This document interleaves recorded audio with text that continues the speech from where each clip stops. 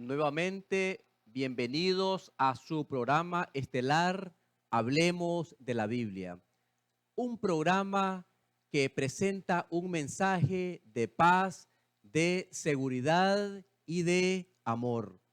La verdad es que este mundo está cada vez más sacudido y este programa presenta una esperanza, inspira al corazón, infunde consuelo y optimismo para un corazón que se desvía lentamente más y más en el proceloso mar, en la turbulencia de tantos problemas. Paz, seguridad y amor. Un pensamiento inspirador dice lo siguiente: quiero aprender la cuesta del Calvario, subir por ella como tú subiste, con valor silencioso y temerario. Señor, yo quiero ser como tú fuiste. Antes de comenzar con nuestro estudio, vamos a pedir la iluminación al Santo Espíritu. Vamos a orar. Padre nuestro que estás en el cielo, es con gratitud en el corazón que venimos delante de ti, Señor, para pedir la iluminación al Santo Espíritu. Que nuestro corazón sea receptivo, que nuestro corazón sea un campo fértil, que pueda estar listo para recibir tu palabra. Que la palabra del Señor corra y sea glorificada.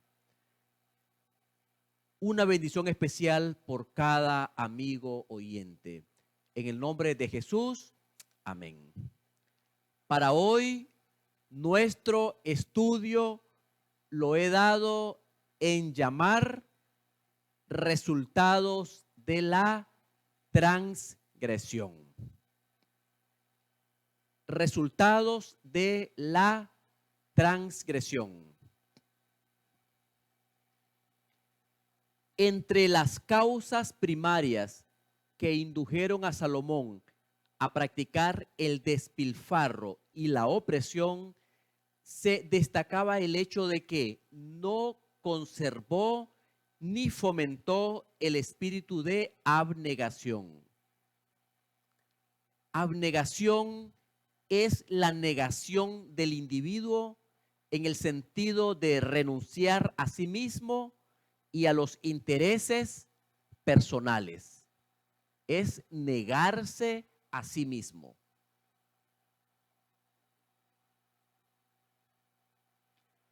El objetivo de nuestro tema, esta es una invitación, amigo oyente, a consagrarse y prestar un servicio voluntario. Al trabajar, no debemos hacerlo por el salario que recibimos. Nuestro Señor y Maestro quiere que no haya una sola fibra de egoísmo entretejida con su obra. Resultados de la transgresión. Haciendo una remembranza de la historia del pueblo de Israel, en una ocasión Dios le pidió a Moisés: y me harán un santuario y yo habitaré en medio de ellos. Dios, el Dios infinito, quería habitar en medio de su pueblo. Quería habitar en medio del pueblo de Israel. Y la respuesta divina del pueblo de Israel no se hizo esperar. Fue una respuesta en sentido positivo. Dice la palabra del Señor en el libro de Éxodo, el capítulo 35 y el versículo 21. Allí nos menciona la respuesta de Israel. Y vino todo varón a quien su corazón estimuló, y todo aquel a quien su espíritu le dio voluntad, con ofrenda a Jehová para la obra del tabernáculo de reunión y para toda su obra y para las sagradas vestiduras.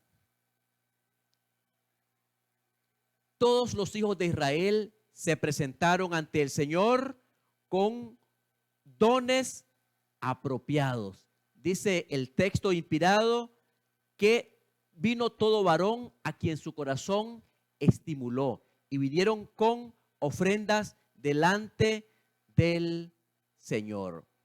Y sin embargo, en esta ocasión, como en ocasiones sucesivas, el Señor únicamente aceptó aquellas ofrendas que eran voluntarias.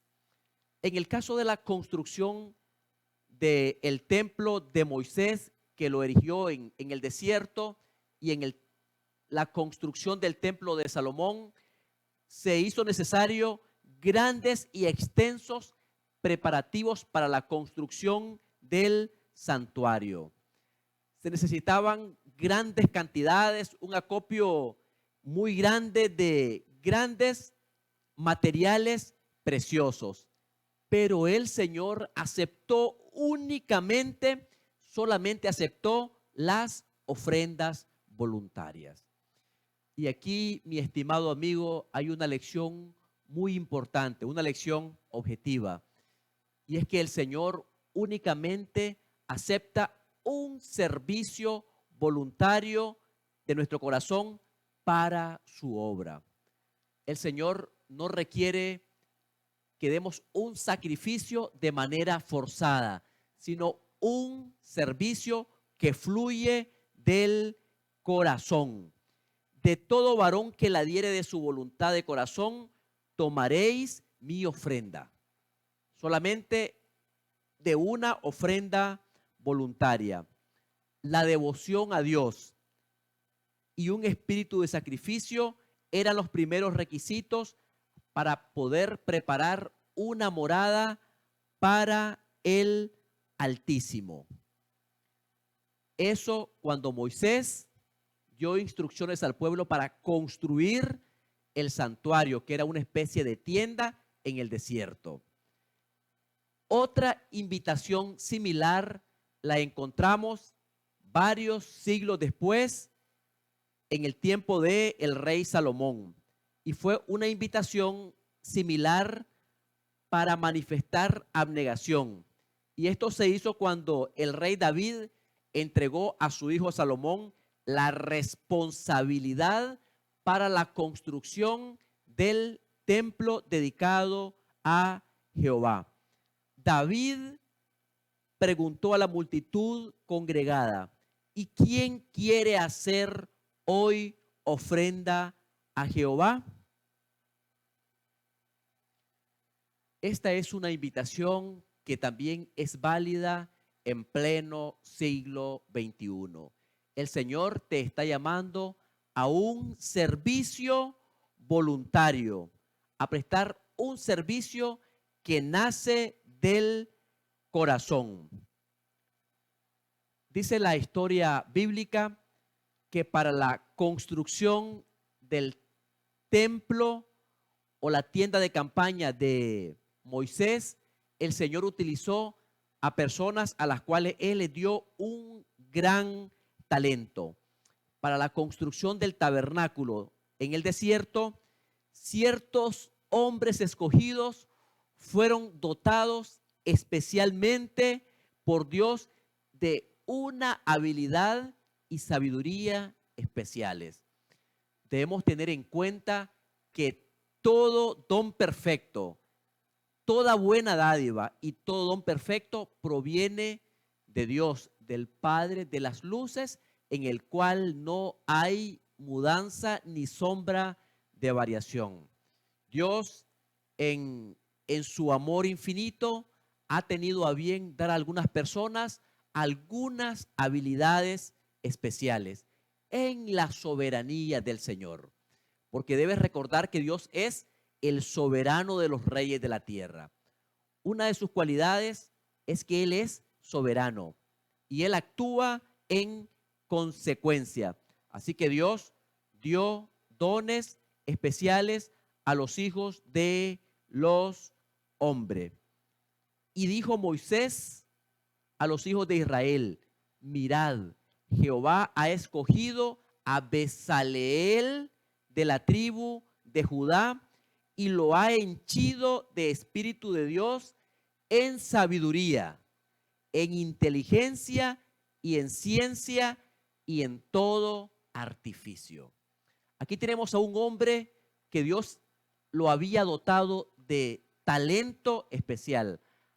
Su nombre era Bezaleel, de la tribu de Judá.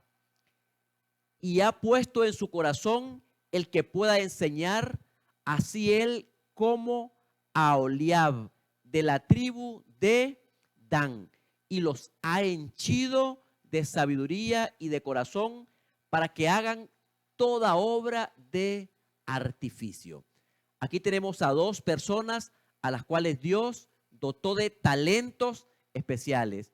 Tenemos a Bezaleel de la tribu de Judá y a Aholiab de la tribu de Dan. Dice la palabra del Señor: hizo pues Bezaleel y Aholiab y todo hombre sabio de corazón, a quien Jehová dio sabiduría e inteligencia. Y ya nosotros podemos imaginar a los seres celestiales, a los ángeles del cielo, cooperando con los hombres que Dios había escogido. Porque dice la palabra del Señor que los ángeles son los enviados por Dios, son ministradores de los que han de heredar la salvación. Ellos están a nuestra disposición. Así que en esta ocasión los seres celestiales también cooperaron con esos obreros. Y qué hermoso, mis estimados hermanos y amigos, cuando el cielo se pone en contacto con la tierra, cuando el corazón del hombre, libre de todo egoísmo, puede trabajar, puede cooperar con Dios. Dios puede utilizar al hombre. Dios lo llama, lo equipa y puede trabajar con el hombre. Qué hermoso cuando el hombre puede poner su corazón a disposición del Dios eterno. Cuando nosotros leemos el texto sagrado, nos damos cuenta de lo siguiente: de que aquellos descendientes de estos grandes hombres, de Bezaleel y de Aholiab, por alguna razón también heredaron aquellos dotes, aquellos dones de sus antepasados. Ellos heredaron en gran medida los dones que Dios había conferido a sus antepasados. La historia sagrada nos dice que por algún tiempo estos hombres fueron humildes, fueron abnegados y utilizaron todos los dones que Dios le había dado y los pusieron para el servicio del Señor. Trabajaron de manera desinteresada. Sin embargo, gradual e imperceptiblemente fueron perdiendo su relación con Dios y perdieron el deseo de servirle desinteresadamente. A veces ese cambio no es de la noche a la mañana. Ese cambio puede ser imperceptible. Cuando nosotros nos vamos alejando del Señor, nuestro corazón se va volviendo egoísta. La verdad es que ellos se basaban en su habilidad y en algún momento ellos comenzaron a pedir mayores salarios. Pensaron que ellos eran inamovibles, que eran intocables y comenzaron a pedir salarios más elevados por sus servicios. En algunas ocasiones los casos les fueron concedidos, pero con mayor frecuencia estos hombres hallaban empleo entre las naciones paganas. Y esto es un craso error. Amigo oyente, el Señor te ha provisto de talentos especiales para que tú los uses en la obra del Señor. Pero estos hombres dieron el talento que Dios le había dado y lo utilizaron de manera equivocada. En lugar del noble espíritu de abnegación que había llenado el corazón de sus ilustres antepasados, albergaron un deseo de codicia in extremis, cada vez más creciente, y fueron cada vez más egoístas. En vez de ser humilde y poner su talento al servicio del Señor, fueron cada vez más codiciosos. Entre esos hombres buscó a Salomón al artífice maestro para que se encargara básicamente de dirigir la construcción del templo sobre el monte Moria.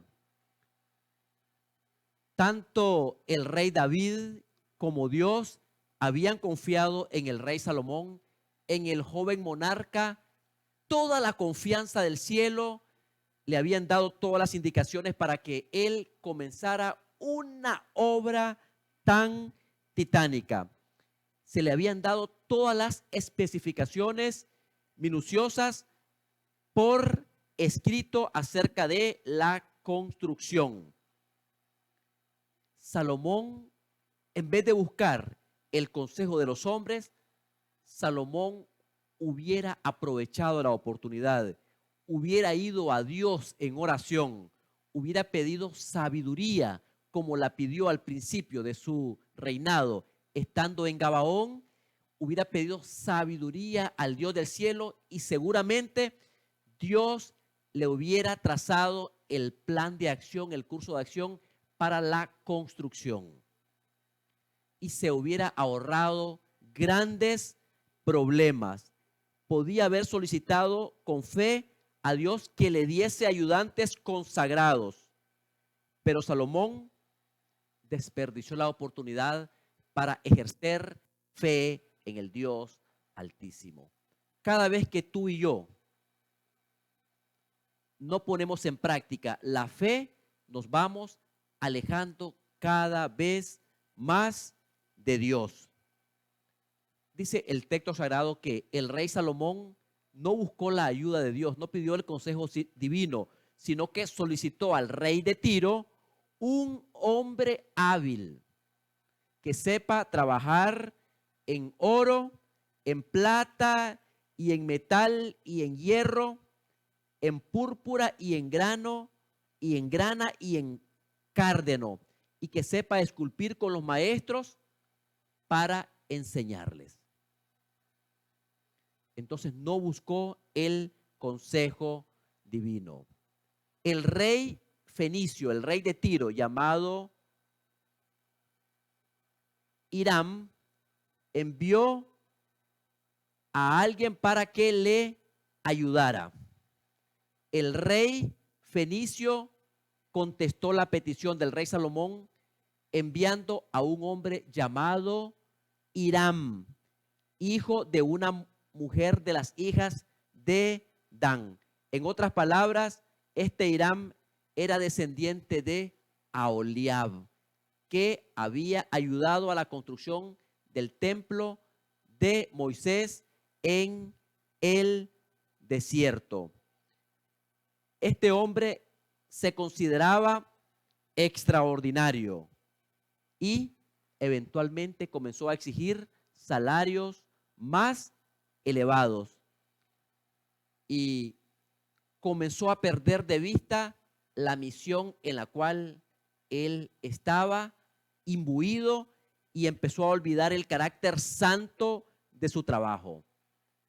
Es una lástima, pero estos hombres perdieron el espíritu de abnegación que fue reemplazado por el espíritu de codicia. Y eventualmente comenzaron a pedir aumentos de salario, comenzaron a presionar. De manera de que las influencias dañinas así creadas penetraron en todos los ramos del servicio del Señor y como un cáncer se extendió en todo el reino de Salomón. Es decir, este espíritu de codicia prácticamente permeó todas las áreas del reino de Salomón, al punto de que algunas personas vivían en la opulencia, vivían en riqueza, en grandes comodidades, y por otro lado, los pobres eran desatendidos. Cada vez había una mayor diferencia de clases. Los pobres eran oprimidos por los ricos y prácticamente se perdió ese espíritu de altruismo que hubo en la construcción del templo de Moisés en el desierto. En un agudo contraste entre el espíritu y los motivos del pueblo que había construido el tabernáculo en el desierto y los que impulsaron a quienes erigían el templo de Salomón, encierra una lección muy importante. Y es que el egoísmo que caracterizó a los que trabajaban en el templo de Salomón haya hoy su contraparte en el egoísmo que existe en el mundo. La verdad que este fenómeno usted lo puede observar prácticamente en cada metro de nuestro maltrecho planeta. Hoy en día en nuestro planeta lo que abunda es la codicia, la avaricia que impulsa a buscar los puestos y los sueldos más altos. Pero un espíritu de codicia no es lo que debe impulsar a quienes siguen a Jesús. La contraparte a la codicia es el ejemplo de Jesús. Nuestro divino maestro, que es el ejemplo en todo, nos ha dado un ejemplo de cómo deben trabajar sus discípulos. A aquellos discípulos que Jesús llamó, les dio una orden muy importante. Les dijo lo siguiente. Vamos a ir al libro de San Mateo, el capítulo 4 y el versículo número 19.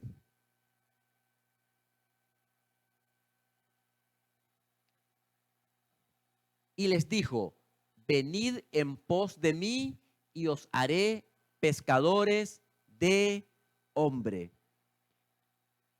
Una invitación a trabajar en la obra del Señor. Venid a mí y os haré pescadores de hombre. Jesús no ofreció una cuantiosa cantidad, no ofreció un sueldo elevado para trabajar por él.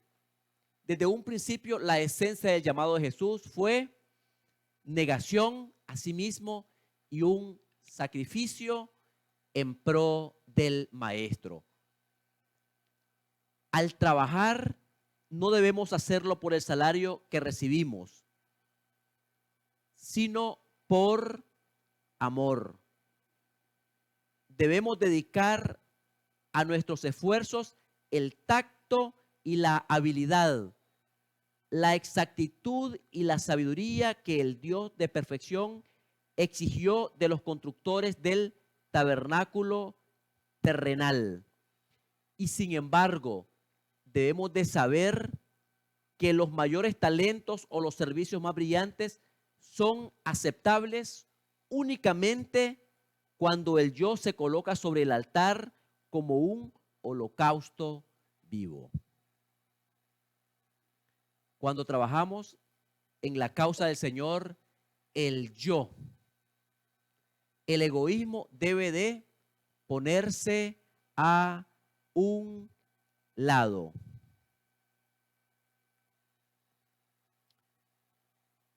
Otra de las características, otra de las causas de la ruina o de la transgresión del reino de Salomón fue que en determinado momento Salomón dejó de dar la gloria a Dios y se la atribuyó a sí mismo. Y así comenzó su ominosa caída. La caída de Salomón se produjo porque éste cedió a la tentación de atribuirse a sí mismo la gloria que solamente le pertenece a Dios. Algunos siglos más tarde, el rey Nabucodonosor, que destruyó, arrasó y quemó hasta los cimientos el templo que Salomón había erigido, siglo más tarde Nabucodonosor repitió el mismo error de su antecesor, del rey Salomón. Y esto lo vemos en el libro de Daniel, el capítulo 4 y el versículo 30. Y allí nosotros encontramos al monarca de Babilonia con una actitud desafiante delante de Dios. Habló el rey y dijo: ¿no es esta la gran Babilonia que yo edifiqué para casa real con la fuerza de mi poder y para gloria de mi majestad? Repitió el mismo error.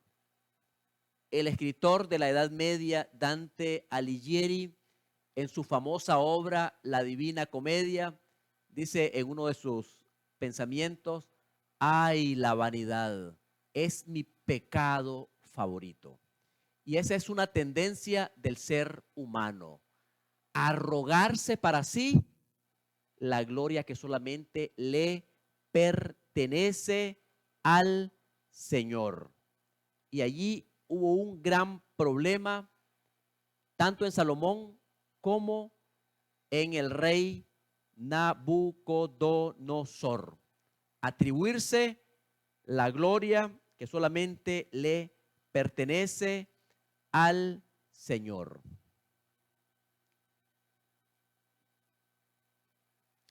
Se dice que el rey Salomón, cuando se estaba erigiendo el templo, pidió de manera especial por los extranjeros, porque en la mente del rey, el pueblo de Israel debía de ser luz a las naciones.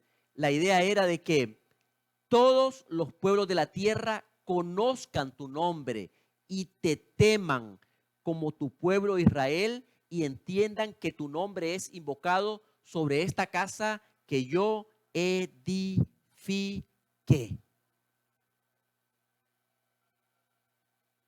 Es decir, Dios quería dar a conocer su nombre a través del pueblo de Israel. El texto sagrado dice que alguien mayor, uno mayor que Salomón, había diseñado el templo, y en ese diseño se revelaron tanto la sabiduría como la gloria de Dios. En un principio los hombres admiraban a Salomón y alababan naturalmente los dotes de Salomón y pensaban que él era un gran constructor, un gran arquitecto. Pero en un principio el rey Salomón no se atribuyó para sí mismo ningún mérito por la concepción ni por la construcción, porque atribuyó toda la gloria al Señor. De hecho, la palabra del Señor menciona el caso de la visita de la reina de Sabá. Vino desde el sur, desde los confines de la tierra, para investigar acerca de la sabiduría de Salomón. Dice la palabra del Señor: y cuando la reina de Sabá vio toda la sabiduría de Salomón y la casa que había construido, quedó asombrada.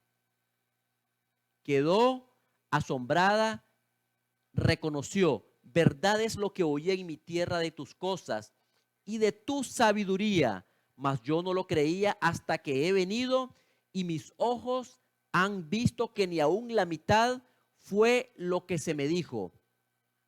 es mayor tu sabiduría y bien que la fama que yo había oído. Es decir, en un principio Salomón no se atribuyó la gloria a sí mismo. Y por eso la reina reconoció este hecho. Ella se sintió muy impelida, se sintió muy constreñida, impulsada, y ella no ensalzó a Salomón, sino que reconoció que era Dios quien estaba detrás de Salomón.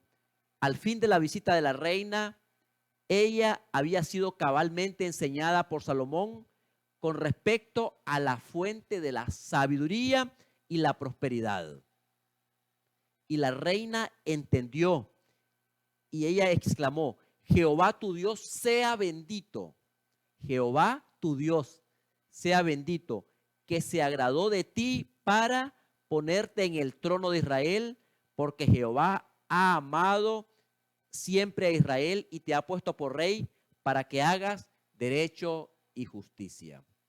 En un principio, Salomón no se atribuyó la gloria para sí mismo. Eventualmente, sí lo hizo para su propia perdición. Dice la palabra del Señor que el rey Salomón honró al Señor solamente por un breve tiempo, llamando la atención de todos los reyes de la tierra hacia el verdadero Dios, hacia el creador de los cielos y de la tierra. Si Salomón hubiera continuado con esta tendencia de revelar a Dios, de magnificar a Dios, de honrar a Dios, cuán diferente hubiera sido la historia. Pero así como la pluma inspirada, así como la palabra del Señor señala las virtudes del rey Salomón, también nos muestra su ominosa caída, nos muestra su caída gradual, su caída, su apostasía. El rey Salomón, elevado en el pináculo de su grandeza, rodeado por riquezas, por los dones y por la fortuna, se dejó marear. El poder lo mareó. El poder lo trastornó. Perdió el equilibrio y cayó inexorablemente. Dice la palabra del Señor: todo aquel que se humilla será enaltecido, y todo aquel que se enaltece será humillado. La invitación es: humillaos pues bajo la poderosa mano de Jehová, para que a su debido tiempo Él os exalte. El poder lo mareó. Constantemente alabado por los hombres del mundo, no pudo a la larga resistir la adulación, porque siempre hay aduladores, y él no pudo resistir eso. Permitió finalmente que los hombres hablasen de él como del ser más digno de alabanza por el esplendor sin igual, sin parangón, con el cual él había dirigido la obra del templo. Es una tristeza, pero incluso hoy en día a la obra que dirigió Salomón le llamamos el templo de Salomón y no el templo del Señor. Por esta actitud tan vergonzosa de Salomón fue que el templo de Jehová llegó a ser conocido entre las naciones como el templo de Salomón, por la sencilla razón que el agente humano se atribuyó la gloria que solamente le pertenece a Dios. Mi estimado amigo, cuando Dios nos creó para gloria suya. Dice Isaías: para gloria mía los he creado. tú y yo fuimos creados para dar gloria al Señor. El matrimonio, la iglesia y todo lo que Dios nos da como regalo, incluyendo los dones especiales como la música, nos han sido otorgados por Dios para poder glorificar a Dios. El problema es cuando no damos la gloria debida a su nombre. El problema de eso es que el hombre entra en competencia con Dios. Toda vez que tú y yo no damos la gloria debida a su nombre, estamos compitiendo con la gloria de Dios. La gloria de Dios la traemos a nuestros corazones. Aún hasta el día de hoy, algunos teólogos, algunos escritores se refieren al templo de Salomón. Qué craso error. Por haberse atribuido la gloria que solamente pertenece a Dios. Un hombre no puede manifestar mayor debilidad que la de permitir a los hombres que le tributen honores por los dones que el cielo le concedió. Yo encuentro en los grandes hombres de la Biblia una humildad sin precedentes. Yo encuentro en Moisés, encuentro en Job, encuentro en el estadista Daniel, encuentro en José, un hombre también de estado, una humildad impresionante. Nunca se atribuyeron para sí que se le tributasen honores, sino que los dones que Dios le dio lo utilizaron para la causa del Señor. El verdadero cristiano dará a Dios el primer lugar, el último y el mejor en cada aspecto de la vida. Jesús, el divino maestro, el maestro por antonomasia, nos enseñó que la gloria debe de atribuirse al Señor. Vamos a ir al libro de San Mateo, el capítulo 6 y el versículo número 9. Y allí vemos que Jesús siempre ensalzó a su Padre Celestial. Vosotros pues oraréis así: Padre nuestro que estás en los cielos, santificado sea tu nombre. Jesús ensalzó a su Padre Celestial, no se ensalzó a sí mismo. Nosotros nunca debemos olvidar, como dice la Biblia, tuya es la gloria. Al final de la oración modelo dice Jesús, porque tuya es la gloria y el poder por los siglos de los siglos. Amén. Tuya es la gloria. Decía una de los postulados de la Reforma Protestante del siglo XVI, Soli Deo Gloria. Solo a Dios la gloria, porque tuya es la gloria. En el Nuevo Testamento se menciona que Jesús muchas veces sanó enfermos y es interesante que nunca se atribuyó para sí ninguna obra. Tanto cuidado ponía Jesús, el gran médico, en desviar la atención de sí mismo a la fuente de todo poder. Jesús mismo, cuando era como hombre, ponía la atención en su Padre Celestial, de manera que la multitud así lo podía observar. Vamos a ir al libro de San Mateo, el capítulo 15 y el versículo 31. Y allí vemos que los hombres sabían que Cristo ponía la gloria en su Padre y no en él. De manera que la multitud se maravillaba viendo a los mudos hablar, a los mancos sanados, a los cojos andar y a los ciegos ver. y glorificaban al Dios de Israel. Es interesante, glorificaban al Dios de Israel. No le glorificaron a él, sino que glorificaron al Dios de Israel.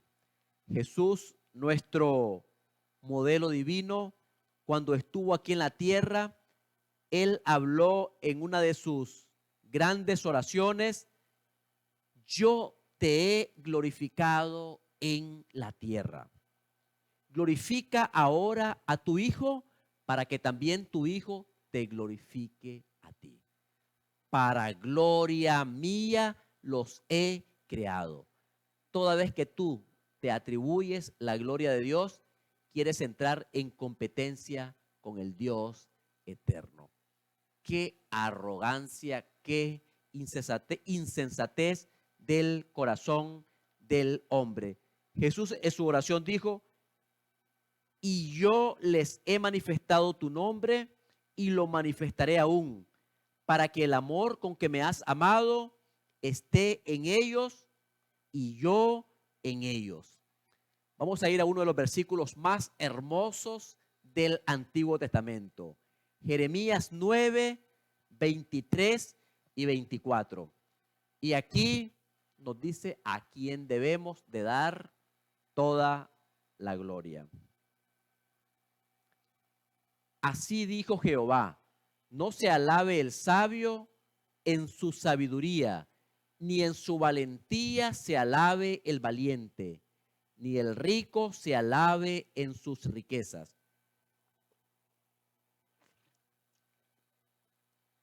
Mas alábese en esto el que se hubiere de alabar, en entenderme y conocerme que yo soy Jehová, que hago misericordia, juicio y justicia en la tierra, porque estas cosas quiero, dice Jehová. Entonces la gloria debe ser dada al Dios del cielo. Dios escogió al pueblo de Israel para que fuera luz a las naciones. Dios se había propuesto que su pueblo fuera la luz del mundo. De él, de Israel, debía resplandecer la gloria de su ley, mientras el pueblo la revelaba en su vida práctica. Para que este designio pudiese cumplirse, había dispuesto que la nación judía ocupase una posición estratégica entre las naciones de la tierra. Y por esta razón, cuando Dios prometió a Abraham, a Isaac y Jacob una tierra, escogió una tierra buena, una tierra que fluyera leche y miel. Y sin embargo, algo interesante en el pueblo de Israel es que Dios la colocó en un lugar estratégico. Si tú ves en el mapa mundi, tú puedes observar que el pueblo de Israel prácticamente es como el ombligo de la tierra. Es prácticamente el ombligo, está en un punto estratégico. Une por el noreste, tenemos al continente asiático. Al noroeste tenemos a Europa y al sur tenemos al continente africano, el ombligo de la tierra. Al noreste, Asia, al noroeste, Europa, y al sur, el continente africano. Hasta en eso Dios fue abundante, hasta en eso Dios fue maravilloso, al darles una posición estratégica para poder dar a conocer su nombre. Por el territorio del pueblo de Israel había muchos caminos naturales para el comercio del mundo, y las caravanas provenientes de todas las latitudes de la tierra tenían que pasar por la tierra de Israel. pasaban en un sentido o en el otro. Esto daba al rey Salomón y al pueblo de Israel la oportunidad favorable para revelar a hombres de todas las naciones el carácter del Rey de Reyes y para enseñarles a reverenciarle y a obedecerle. Ese había sido el objetivo que Dios se había propuesto, que fueran luz a todas las naciones. Si Israel hubiera sido fiel, grandes multitudes hubieran llegado al conocimiento del verdadero Dios. Se habría obtenido así que multitudes obedecieran la ley de Dios. Israel habría quedado protegido de las malas prácticas de los paganos y el Señor de la gloria había sido honrado en gran manera. Pero tanto Salomón como el pueblo de Israel perdió el verdadero sentido, el elevado propósito que Dios les había dado. No aprovecharon los dones del cielo. No aprovecharon las magníficas oportunidades para iluminar con el conocimiento de la gloria de Dios todas las caravanas, toda aquella afluencia de personas, de comerciantes, todos los que pasaban por la tierra de Israel. El espíritu de abnegación, el espíritu misionero que Dios había implantado en el corazón de Salomón y en el corazón de todo Israel fue reemplazado por un espíritu de mercantilismo. Es triste. Las oportunidades ofrecidas por el trato con muchas naciones fueron utilizados por el rey Salomón para su propio engrandecimiento, para engrandecer su nombre.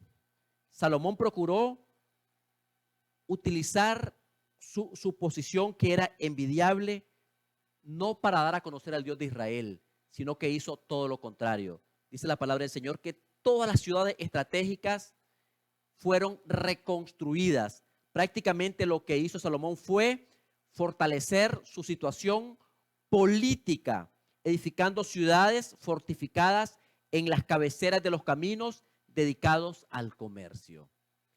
En vez de dar a conocer al verdadero Dios, lo que hizo fue pensar de manera política. Esas ciudades fueron reconstruidas para sirvieran cuando hubieran eventuales invasiones de los enemigos. Cuán sorprendente contraste hay entre la conducta de Salomón y la que siguió Cristo cuando estuvo en la tierra. Hay un contraste totalmente marcado. Ningún sueño de conquista terrenal ni de grandezas mundanales manchó la perfección del carácter de Cristo. Él dijo: las zorras tienen cavernas, tienen cuevas, y las aves de los cielos nidos, mas el Hijo del Hombre no tiene donde recostar su cabeza. Jesús aprovechaba las oportunidades que encontraba en las grandes arterias de tránsito. Vamos a mostrar una diapositiva de Capernaum, porque Capernaum se conocía como la ciudad de Jesús. En esa panorámica tenemos una vista de la antigua ciudad de Capernaum, conocida como su ciudad. Capernaum aparece en el Nuevo Testamento como el lugar donde Jesús hizo base durante su ministerio. Durante la vida de Jesús, Capernaum fue un pueblo de pescadores y hogar de los discípulos Andrés, Juan, Santiago y Pedro. todos pescadores, así como el recaudador de impuestos, el apóstol Mateo. Ahí tenemos una panorámica, un mapa de la Palestina en los tiempos de Jesús. Capernaum quedaba prácticamente al norte, donde Jesús comenzó su ministerio. Es interesante que Jesús hizo lo opuesto a Salomón. El rey Salomón lo que hizo fue fortificar esas ciudades para eventuales invasiones, pero Jesús utilizó esas grandes arterias, la ciudad de Capernaum, y la convirtió en sede para su servicio misionero. Capernaum se encontraba entre Damasco y Jerusalén, y esa ciudad se prestaba para constituir el centro de la obra que realizaba el Salvador. Por ella pasaban o se detenían para descansar personas de muchos países, y allí Jesús se encontraba con personas de toda nación, tribu, lengua y pueblo, y de todas las jerarquías, de modo que las lecciones que Jesús enseñaba eran dadas o llevadas a otros países y a muchas partes del mundo, a muchas familias. En nuestra época, en pleno siglo XXI, nuestras oportunidades para tratar con personas de todas las latitudes prácticamente se han multiplicado por 1000. Hoy en día las oportunidades son aún mayores que en los días del pueblo de Israel. Las avenidas de tránsito se han multiplicado 1000 veces. Como Cristo, los mensajeros del Altísimo deben situarse hoy en esas grandes avenidas donde pueden encontrarse con las multitudes que pasan por todas partes del mundo. Podemos decir que en la historia de Israel, en la historia de Salomón, hay solemnes lecciones que nos enseña el fracasado propósito de Israel. Es decir, nos presentan el fracaso sufrido por Israel en aquellos años durante los cuales tanto el rey como el pueblo pudieron haberse constituido en luz a las naciones. Pero en aquello que el pueblo de Israel falló, hoy la iglesia, el Israel de Dios, es llamado como representante del cielo. Hoy la iglesia del Señor es llamada para constituir no solo la verdadera iglesia, sino para terminar la obra confiada a los hombres. En resumen, mis estimados hermanos, todo este ocaso, toda esta caída, toda esta transgresión de Salomón se debió porque perdió el espíritu de abnegación y también porque dejó de dar la gloria de vida a Dios y la atribuyó a sí mismo. Hoy en día nosotros necesitamos un espíritu de abnegación. Necesitamos desconfiar cada vez menos en nosotros mismos, depender de Dios y aprovechar sabiamente todas las oportunidades que Dios nos da para dar a conocer su obra. Quiera Dios que tú puedas ser un misionero y que puedas trabajar en la causa del Señor con un espíritu de abnegación. Vamos a orar. Padre nuestro que estás en el cielo, santificado sea tu nombre. Gracias por el ejemplo de Jesús, por ese ejemplo de abnegación, de renunciamiento. Ayúdanos a imitar al Divino Maestro. En el nombre de Jesús, amén. Que el Señor te bendiga y te guarde, es mi deseo y oración.